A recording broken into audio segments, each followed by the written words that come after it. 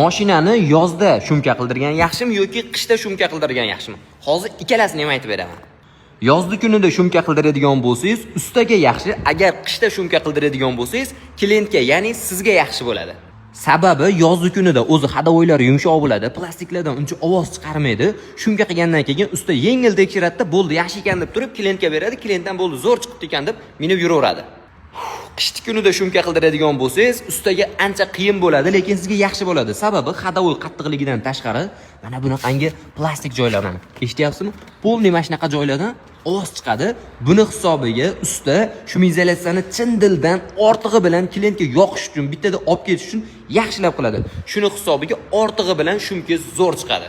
Yana bitta narsaga e'tibor beringlar, shumkaga berayotganlaringda albatta issiq joy bo'lishi kerak. Tashqarida shumka qilinsa, shumkalar tashlab yuborishi ehtimoli ko'proq bo'ladi. Umuman olganda ustasiga farqi yo'q. Elektromobilni shumizolyatsiyaga olib qo'yganmiz, bularga yengilroq shumka bo'lishi kerak. Ya'ni oddiy o'zimizning mashinalarga qaraganda materialni mana yumshoqligini, ya'ni yengilligini qarang. Tushini ko'ryapsizmi? Buni o'zimizning mashinalarga uncha-muncha ishlatavermaymiz. Bu termoizolyatsiya bo'ladi. Ya'ni shumka qildirganda faqat ovoz uchun emas, bundan tashqari termoizolyatsiya, ya'ni issiq sovuqga ham foydasi bo'ladi. Bu elektromobilimizni 4 eshik, orqa bagajlari, ovoz chiqayotgan joylari bor, bitta-ikkita o'sha joylarni shumizolyatsiya qilib beramiz.